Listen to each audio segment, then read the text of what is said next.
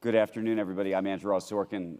Thank you so very, very much for joining us this afternoon. I can see a couple people still taking seats, so we will begin in just a moment. It's a privilege for me to be here this afternoon with Alex Karp, who's the CEO and founder of Palantir. This is one of the most remarkable companies that I would argue has been created in the last, call it, generation of tech, but a very different kind of tech company, not the kind of consumer Silicon Valley company that so many of us have become accustomed to. This was a company that was born in the aftermath of 9/11 to help the U.S. government initially try to track terrorists, and has built a remarkable business over the past now decade and a half, doing that on behalf of the U.S. government and our allies, as well as corporations around the world. So welcome, Alex. Great honor. Thank you. Yes, there is so much to talk about with you about where we are in this country when it comes to tech, where we are with our defense, what's going on in Silicon Valley, so many of the social issues that I'm hoping that you will touch on. But I'll tell you where I want to start this conversation this afternoon, which is that you took a trip, which I think is a milestone, historic, in that I believe you were the first American CEO to take a visit to Ukraine about a month ago. And I was hoping you could maybe take us behind the scenes of that visit, of that trip, of meeting with Zelensky, and what that was about. Well, yeah, no, it was kind of a culmination of a lot of stuff, and it was kind of very gratifying when you're building something. But it really, the trip began, we were in Davos, and we did this Davos, Switzerland, right? Interview, and there were a number of people from the Ukrainian mission there. Our product, some people know our product well. There's some of our products are well known, but we started off by building a product in the anti-terror context, which allows you to bring together large data sets and in such a way that it's easy to find people. What made it special was, despite what people believe, a very heavy focus on data protection, and that meant you could also use this product in war zones where people have different level of access. There are a lot of things that kind of lay people don't understand about war products. Typically, we think, oh, people involved in spying in war won't care about data protection, civil liberties, and maybe they don't in the conventional sense. Many do in the conventional sense. There's more of a political divide than people realize. But actually, purely empirically, in a war zone, you can't use a product that doesn't track the pedigree of the data because you have very different access to what's going on in a war. So most people in the war don't know where your data is coming from, how you're figuring out where the enemy is, what your human sources are. That all has to be protected while collaborating with people. You can't do that unless you have a product that both organizes the data and protects, and has a rigorous access control model that can be changed to allow people to come in and come out. So we had built a product like that, and we had also, this was almost 2 decades ago. It powers most of the Western world, not all of the Western world, but especially Europe, and it's been used typically by Intel people. And then we have a number of other products. A lot of what our products have been used for can't really be discussed in public, but we have a product that will allow you to get data from a satellite and put it in the hands of a warfighter, allow the warfighter to figure out. That's been used by special forces for a long time.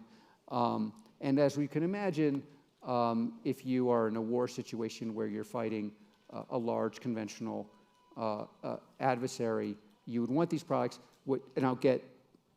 But what's particularly interesting about this war situation is it turns out that hybrid war, meaning software plus low-grade munitions plus heroism, outperforms conventional war, which is one of the big lessons. And we've been in the background on this on the software side. So I met with people who knew our product very well, and then thought it would be both important for my company, but also, honestly, I didn't realize at the time, but I was the first, I think, non-government person, CEO of any company to go.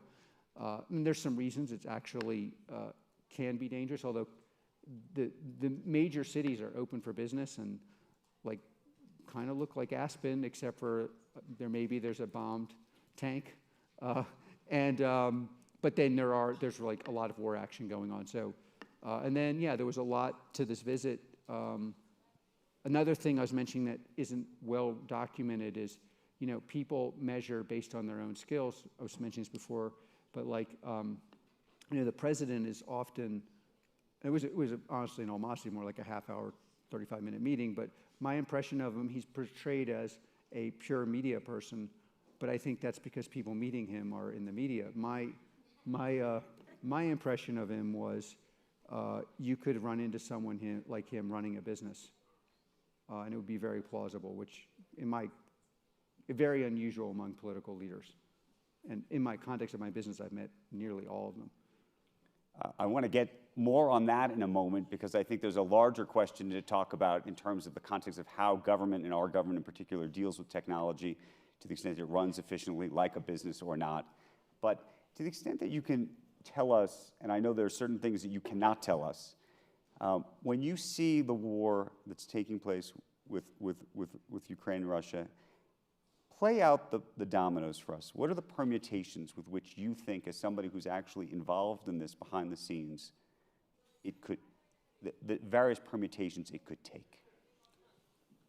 Well, it's a very hard question, but first of all, we at Palantir, I thought this would actually happen, and so that's already, it's interesting. One of the interesting things was the American intelligence organizations got it right that would happen. Many didn't. The Europeans didn't. Although I think their general consensus of how long it would happen, the duration has been pretty wrong. Just in general. I think this is going to be very hard to resolve. First of all, I think both sides believe that they have advantages and could win. So that's always in any negotiation. It's very hard when both sides believe they could and are winning. Given that you I think, understand the technology that both sides have, are both sides right? Well, the Russian advantage. So a different variation on this is, why did the Russians? So clearly the Russians miscalculated in the beginning, and so the Russian view, I think, is we miscalculated in the beginning, but we're willing to spend lives in the way the West isn't. We care more, and therefore we'll win. And one shouldn't underestimate the Russian ability to fight. If you read history, they're very good at that.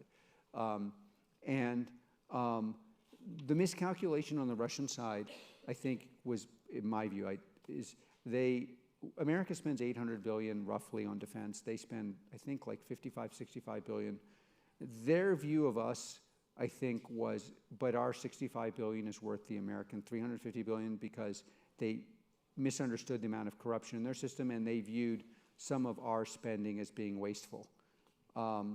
Where I think they just really miscalculated, again, slightly self-serving, is, but America, some of that spending went to things that are only being built in America, not just my products, but information systems, encryption technologies, targeting technologies, high-end hybrid hardware, software products that are, even if it's a small portion of the American spend, has a very, very high alpha. Just the same way, in fact, investment in great technologies in America doesn't explain the radical output of American companies compared to any other company. I think they very significantly underestimated the willpower of the Ukrainians. The Russian narrative is that it's not a real country. It turns out that, I think that's where Zelensky's also played an enormous role, galvanizing it into a nation state. And then they underestimated greatly the effect of maybe 3-4% of a budget being spent on next generation things, as opposed to 100% or probably less of a budget being spent on this generation things. I believe a lot of what will happen will come down to the health of the president. Like, I don't want to reduce, a lot of times, obviously you look at things from the prism of what you've done, and in tech, in general, you can reduce the company to the founding team. Doesn't mean a great founding team will win, but any idea will not work without a founding team that's creative and interesting and has business acumen. So I'm very indexed on him. And which president are we talking about here? The president of the Ukraine. President of Ukraine. Yeah. His personal health. Yeah, I think. I would tend to look at this. If he stays alive. One of the things I'm not allowed to talk about is how many times they've tried to take him out, but it's not small. And when you meet him, the security around him, I've met, it's like if you're working with 60% of our revenues from governments, our product is used in almost every Western government in one form or another. So I like hanging out with my engineers, but I get rolled out to meet important people.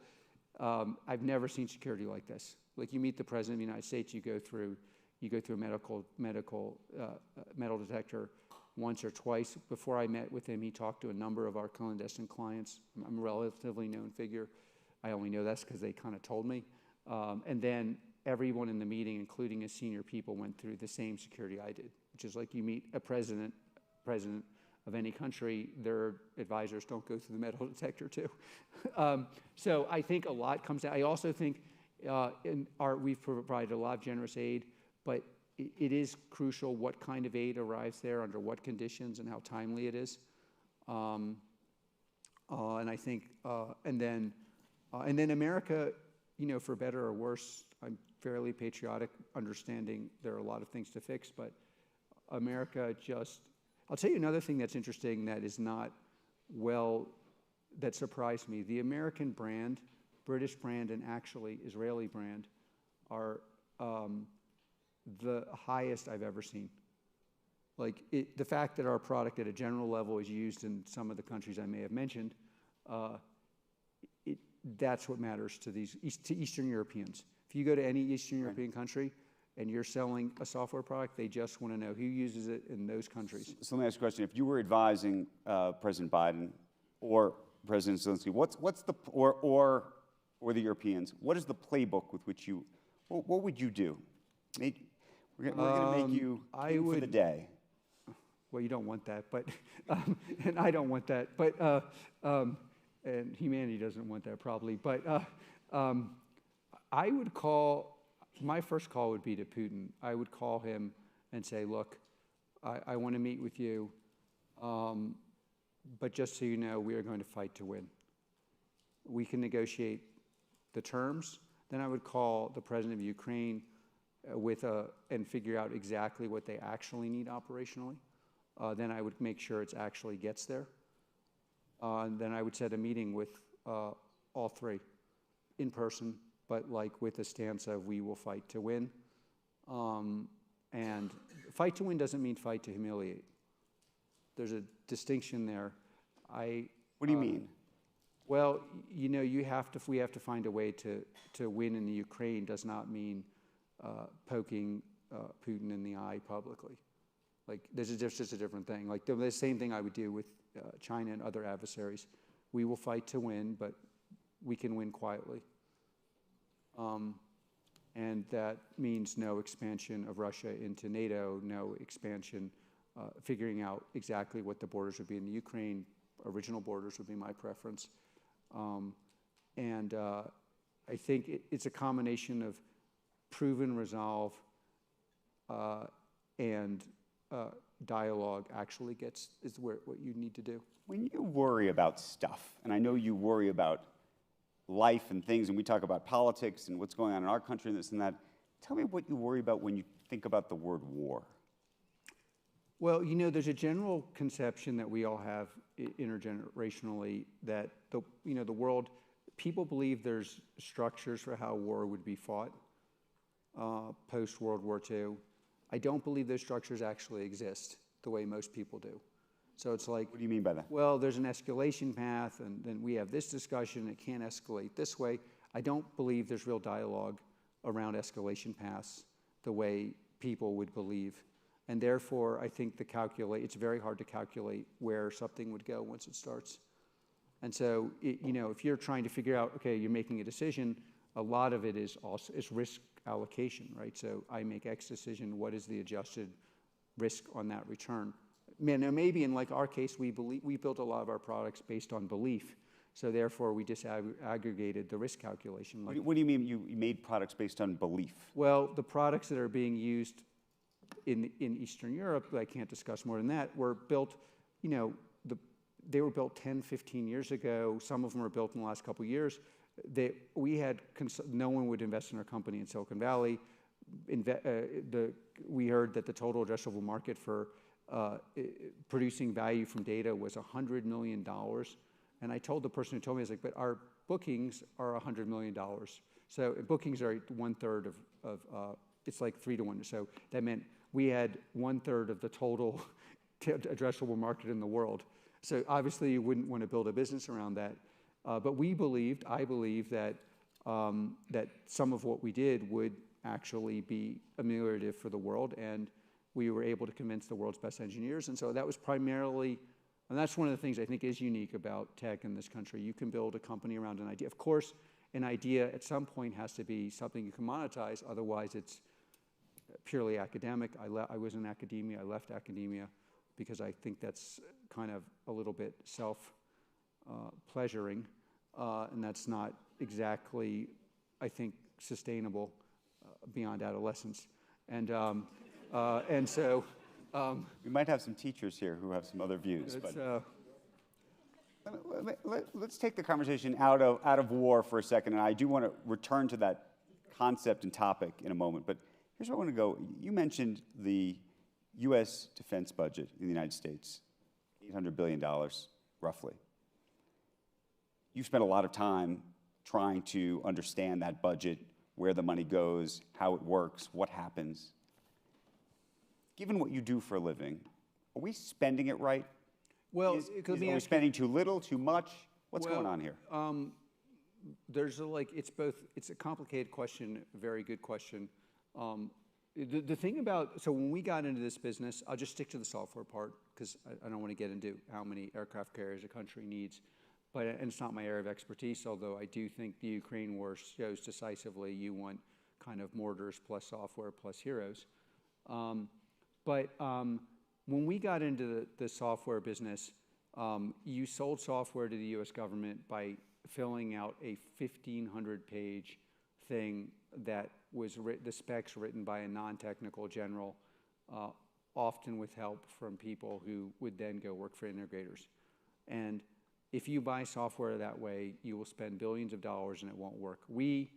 I had a number of the most prominent, honestly, all the most prominent advisors in national security come into my office and literally say, if you sue the U.S. government because of this, you will never sell your product again and everyone will think you're an asshole, meaning not think you are.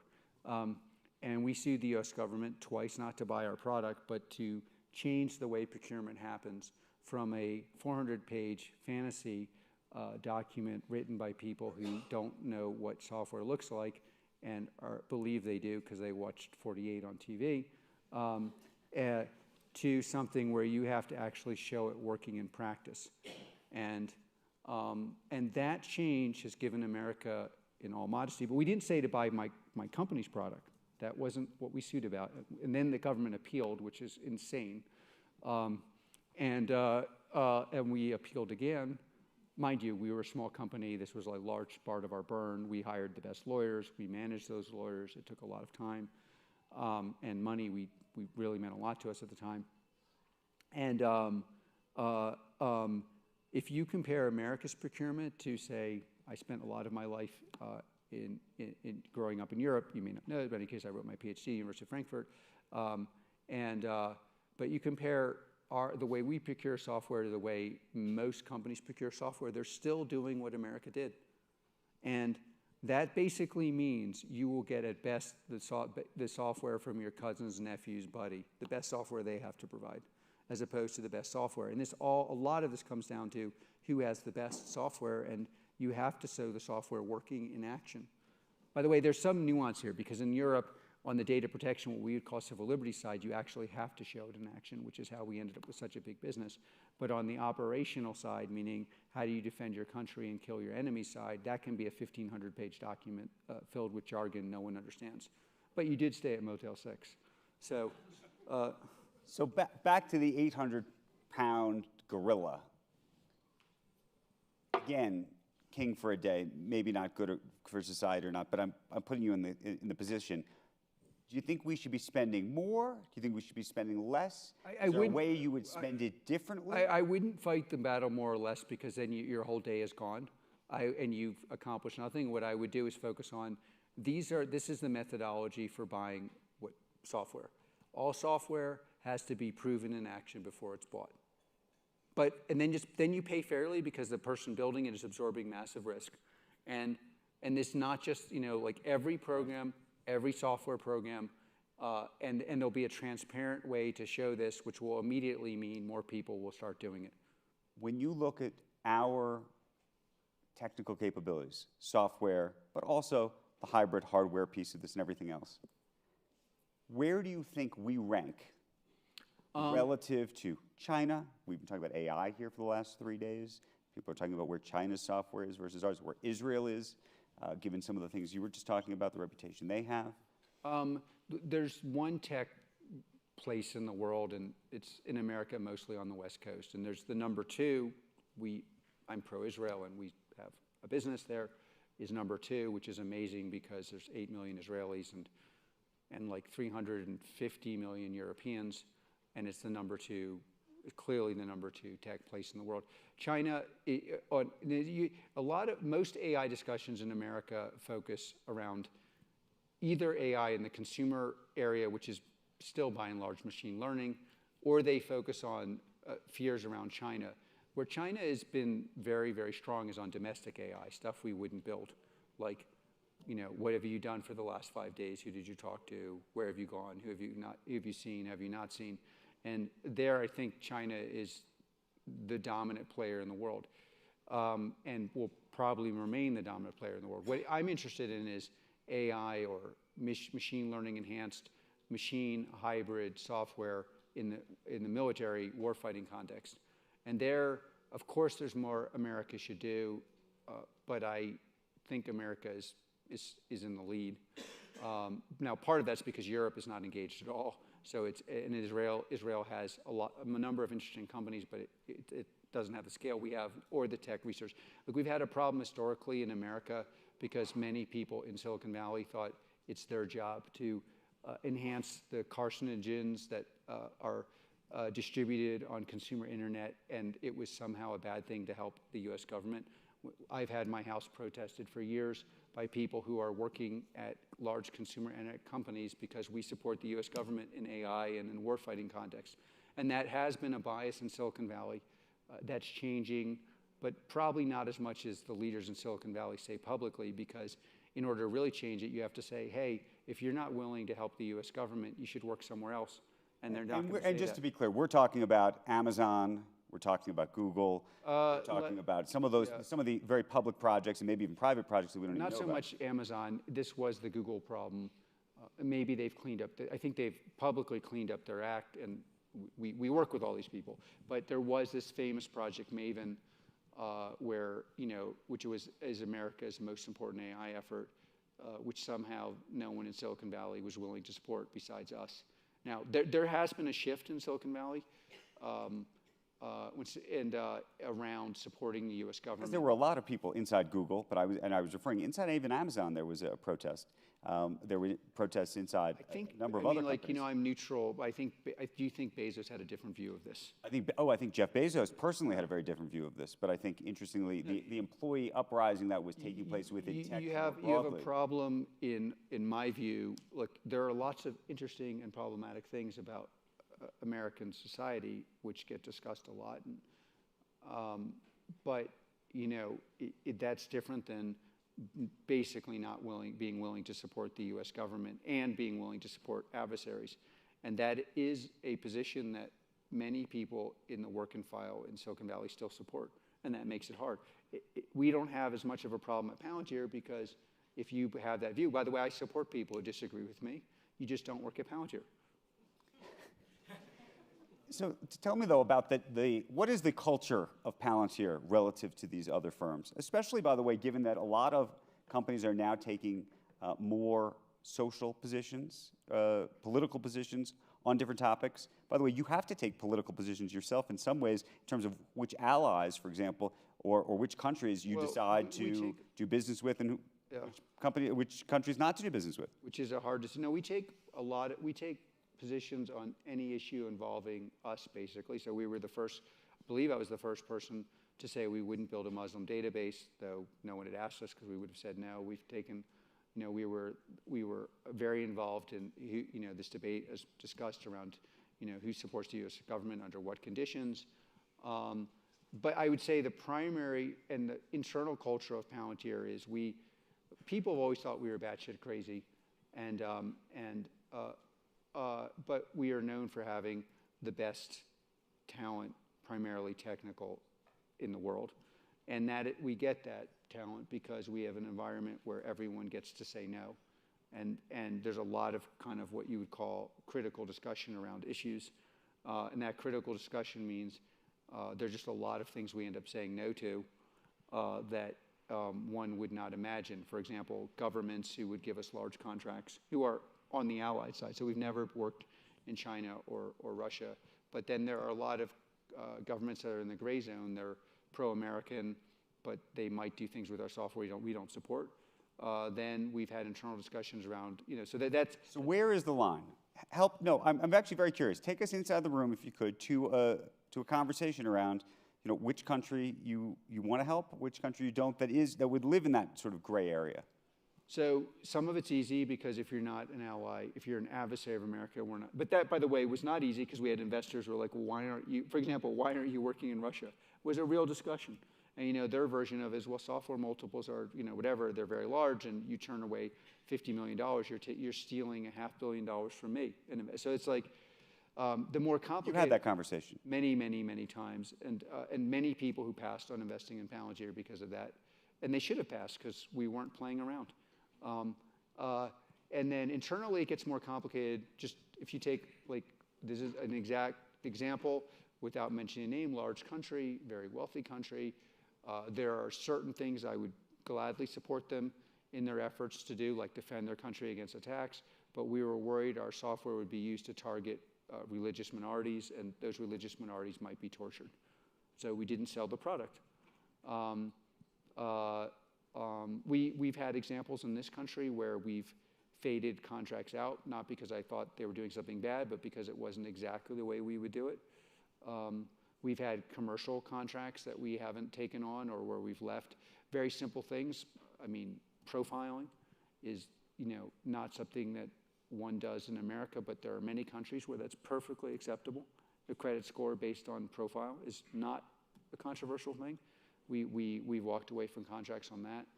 So you won't. So even if it's a country where it's legal in their country, it's not only legal, and that's the easy example. It's also ethical in that country. You would not have a debate. And for example, the contracts we've walked away from, it wasn't just it's legal in that country as a standard. It was legal and ethical in that country, and it was not something we wanted to support. And by the way, to the extent I wanted to do it, which mostly I didn't, my Palantirians, you'd have to stand in front of that vicious crowd and explain why. And it's like, try that. It's very hard. I mean, I have defended certain things and put them, and forced us to work in other environments where I thought were important. And that was the other thing I was going to ask you just about the culture. One of the things that we've seen over the last decade, especially in Silicon Valley, is a culture that is very egalitarian, let's call it. I don't know if that's the right phrase or word choice. But when you make a decision, is the decision made? That's a really good question. And I'll tell you, so we work on a culture, and you could call it warfighting. Real warfighting cultures are actually consensus-driven. People don't believe that, but if you look at the original special operators, it was consensus plus, there's a term in the German, Auftrag, which means you get a mandate, which means you get this slice of responsibility, and then that slice of responsibility, you decide. And what you find in many large institutions is the leadership at the top believe this decision's made. And the advantage is the decision's made quickly because one person decides. The disadvantage is the decision's not actually made. It actually doesn't happen on the ground. And this is a plague that on many large institutions in the world. At Palantir, you have a little bit of a different problem. The decision is usually not made until I've convinced the person who's got the mandate that they should actually do what I think they should do. And I've tinkered with how they believe the decision should be executed on the product front, especially, because otherwise it just doesn't happen. So we have But the advantage of our system, for example, if you're vaccinated here, I hope you are, your vaccination was distributed in our product. If you're British, 17 other countries distributed in our product. If you're European and your country is not goose-stepping around, it's because of the terror attacks that were stopped in Palantir. There's a lot of, it has an advantage that when we decide to do something, we can move crazy, crazy fast because the responsibility is really at the edge. Let me ask you, as a business leader, one of the things I think all business leaders in the United States in particular are struggling, challenged by, trying to figure out is when to speak out on all of these very hot political issues, and oftentimes because employees are pushing them to do so. Well, you know, it's a very difficult thing, but there's a slight admit. We have a narrow but deep focus. So if it involves, broadly speaking, national security, but including civil liberties, data protection, building a database to profile a population, we speak out. We've spoken out over 20 years. If it involves general idiocy in the implementation of these things, we speak out. We yell in public, we yell in private. If it speaks out, we've spoken out against Silicon Valley. We were the first people to move our office. We spoke out with our feet, moving to Denver. And we do speak out internally on lots of issues where I'm more on the progressive side, but you know, I win, I hope, by debate. But I think general companies have a problem that it's very hard for them to tether what they're producing to a higher mission, and therefore they cannot exactly adjudicate where they have to speak out and where maybe they don't have to speak out. Then there's just general issues of, you know, again, if you're going to use our product for things we don't support, we feel like we have to speak out. Well, what about this? Right now, obviously, the Roe decision last week has created a stream of companies not speaking out, but publicly saying, for example, that they're going to pay for their employees to travel to other states if that's the case for abortions and the like. But very few of them have actually publicly come out and denounced the decision, it seems, in large part because of the worry of blowback. And I'm not sure it's blowback from consumers that they're worried about. I think it's blowback from politicians. And given that you are in the business of doing business effectively with government, how you think about that? Well, again, first of all, I would, like, so we have internal policies around, I mean, I'm pro-choice. I've viewed the choice, not choice thing as in America is decided. But we have a lot of people probably at Palantir who have different views than me. At Palantir, we've always provided for people to leave states or go to places where their rights are protected, and we pay for people and their families to move if they need access to medical treatment or abortions. I don't see it exactly that way. I do think if you do not have a general focus, so if you're X company and your product is Y, then you may not know when you should speak out. Where we speak out always, and again, not in our interests, it was not in our interest to say we would not build a Muslim database. It was not in our interest to tell governments. By the way, some people, a lot of times there's American allies that want us to work in these countries. And we have offended politicians on both sides very readily. Do you feel, though, that you have to be particularly, I mean, given that you work with the government, given that the Department of Defense is your arguably biggest client, that you have to worry about what is said? Elon Musk, by the way, has a business with the Department of Defense or Department of Transportation through SpaceX, doesn't seem to care what he says about the president. So it's all kind of fascinating. I should probably, look, we have all these people that tell me I shouldn't speak publicly on lots of issues, and I speak pretty freely on all sorts of things that could get me into trouble. And I think our clients are pretty tolerant of that. But they also know that, you know, like I'm in the business. I think the most important issues of the time right now are issues I have some modicum of expertise in. What will the world look like if our adversaries win or if we win? Under what conditions will software be implemented? Will that software rob us of our civil liberties? How can that software protect our civil liberties? And on those issues, I speak out all the time. help us with this, and some of the audience may know this. Your co-founder of the company was Peter Thiel. Peter is on the other side of you politically completely, it seems. How do you reconcile that, especially given the issues that I think that you support and that I know that he supports? Well, you know, Peter and I have been friends for almost 30 years. We met at Stanford. He was on the right side of many issues. He's a little more eclectic, I think, than people, but mostly on the right, and I was mostly, if not exclusively, on more kind of a progressive side of things. And I think I think one of the problems in this country is there are not enough people like Peter and me. Like, we've been fighting about things for 30 years. So you have to take the political dialogue, which is super generative, and then the business dialogue. In the business dialogue, we tend to have similar assumptions, but not always the same interpretation. And like, it's just a very productive relationship, and I would call him a good friend. And yes, we don't agree, and we have a great division of labor. He's, you know, look, there's a Yiddish term called schmatas, which means rags. I'm a designer and purveyor of digital schmatas. I'm an operator. And that's what I do for a living. And I am very focused on that. I'm not without talent in that area. And I really enjoy my discourse with Peter on areas where I think he's the best in the world. And we don't agree politically. And by the way, I felt very free. I mean, I got in trouble for calling, it was a public tape you can find where I used four-letter words to describe Trump. But I'll tell you, in part because of the dialogue, I warned my Democratic friends and colleagues that Trump was going to win. And part of the reason I knew he was going to win is I'm in dialogue with people who liked him, and I knew why they liked him. And a lot of my friends thought that was an asinine, stupid, and improbable position. And maybe if they had listened, that would be a different world. But they didn't listen because they're only talking to people who agree with them. And I think that's a huge problem in our society. Like, I know what I think. I'd like to hear what someone else thinks.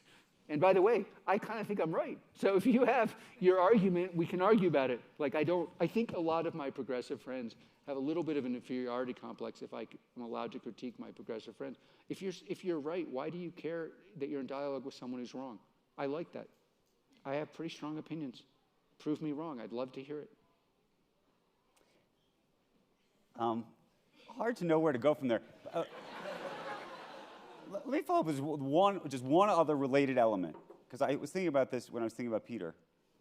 Your success, oddly enough, finances his success and his ability to push the political, and a lot of the political views that he has. How do you think about that and reconcile that? Our success finances my ability to sit on the stage and convince everyone that I'm right. You wouldn't be sitting here with me as much as I like talking to you in the same format if I wasn't quote unquote successful. But although it's important for you to know, my parents wanted a philologist who teaches at Wesleyan. And according to that definition, I'm not successful. But according to conventional definitions, I belong in a dialogue with a very successful person. And I wouldn't be in that dialogue if I wasn't in the process of building what I think is already, you know, a truly transformative company, what will be the most important software company in the world. Okay, I have one final question, then I do want to open it up to questions in the audience, and this is where I wanted to go when it relates to war. Game theory out for us the possibility of nuclear war in our lifetimes. What do you think I think for so many years we thought this was off the table. And I have a fear that you think that may not be the case. Oh, I don't think it's the case at all. It depends on in anything, any actuarial thing, a lot depends on duration. And the longer this war goes on with the Ukraine, the longer, the more chance, it's like, the larger chance you have for miscalculation.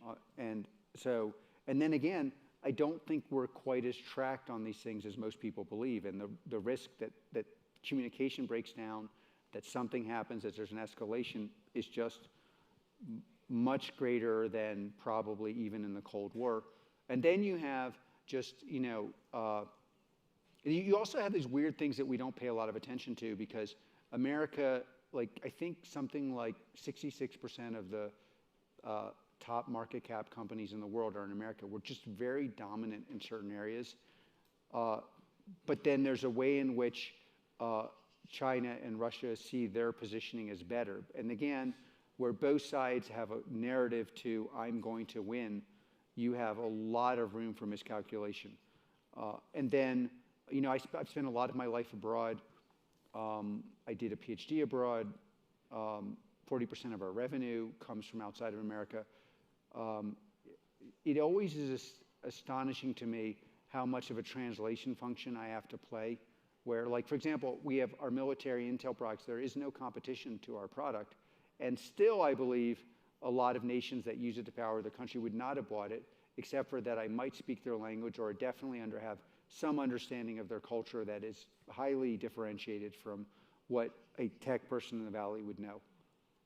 And so there's just the risk of miscalculation, miscommunication is much, much higher. Even in my business, right. Arguably my business is buy this product or don't. It's not, you know. This is in the context of Ukraine. I'm thinking even more broadly than that, which is to say, how do you think about China, for example? Is China an adversary of ours that you would worry about?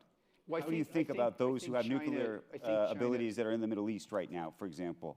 Yeah, well, I mean, these are all very different scenarios. You asked the aggregate risk. And so if you take the aggregate risk of a miscalculation or, you know, in Iran, you take the aggregate risk of, or a calculation in Iran that makes, you take the aggregate risk of countries that, just take countries that define themselves as adversarial to America. Forget what we think. So then you get Iran, China, Russia. They define themselves as adversaries. We can debate how we define ourselves to them, vis-a-vis them.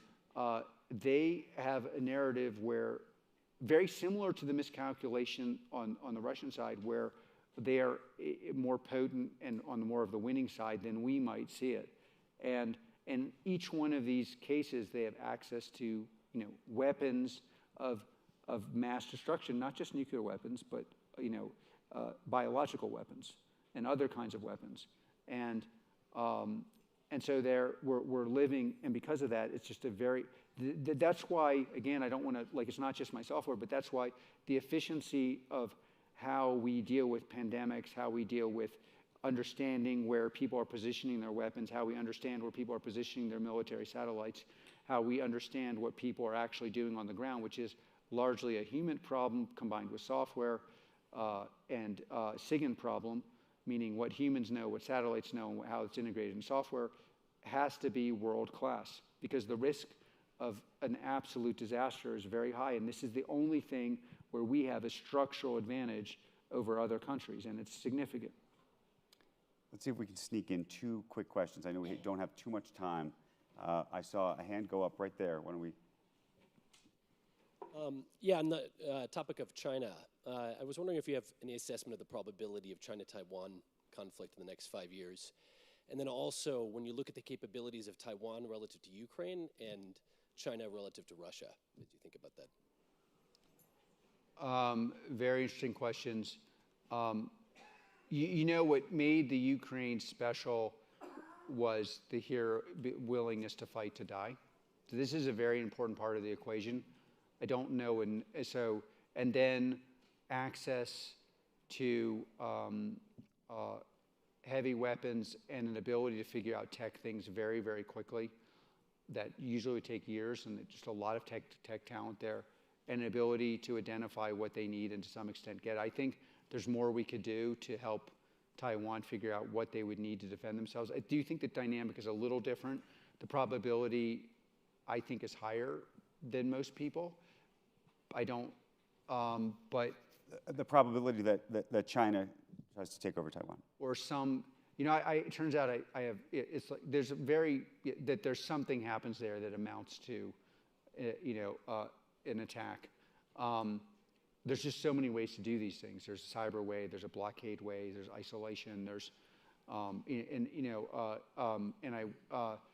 but the negative side, the thing that's made it a little less likely than I thought it was before is just, you know, the outperformance of Ukraine in the beginning of the war and the way in which sanctions actually look like they could work. And the fact that, like, you know, the vibe towards America and the world now has shifted quite a bit to the positive side. So while we're in a state of derision, I think most people who might have been slightly irritated or very irritated about us kind of are back to liking us. And that's a scary thing for our adversaries. Now, what we do with that, there's a lot that I imagine we could do better. Let's try to stick it, ma'am, right there, please. And we'll come down here. Fascinating. I didn't start following your stock until you hired Lila. Now, I want to know, how much time do you actually spend on the business part?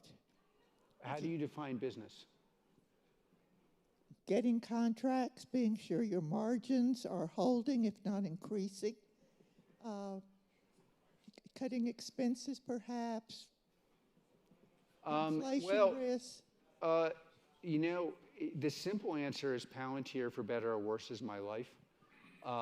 And if you want to survive, you're very focused on. But software business, the enterprise software business is structurally different than, I believe, any other business. The most important thing in a software business is, what are the quality of your products?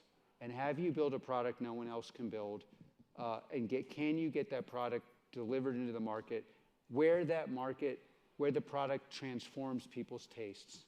So I was saying the most gratifying thing about going to these war zones is they know our products, and we built the product. We've changed their taste. By the way, we've done this with our commercial product. I have no reason to pitch you on this. Our commercial product is the single best product in the world. People will not realize this for another couple years because they're in the process of learning what it means to interact with non-thin software that's largely been built so that you can tell some person on Wall Street that it exists.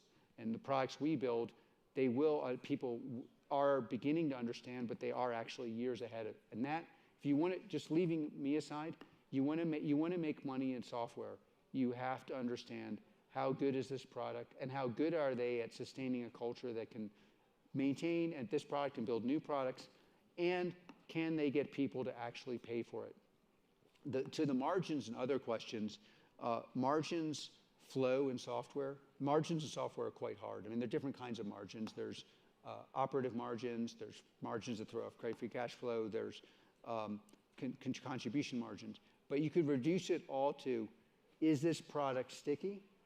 And is it being reused for similar use cases in a way that's efficient for the customer so that customer and client win? And in my business, why does a customer, we have some of the largest purchases in the world, why do they pay so much? Because it would take them $1 billion to build it, and they pay $10 million. So that's what you want to look for in a software company.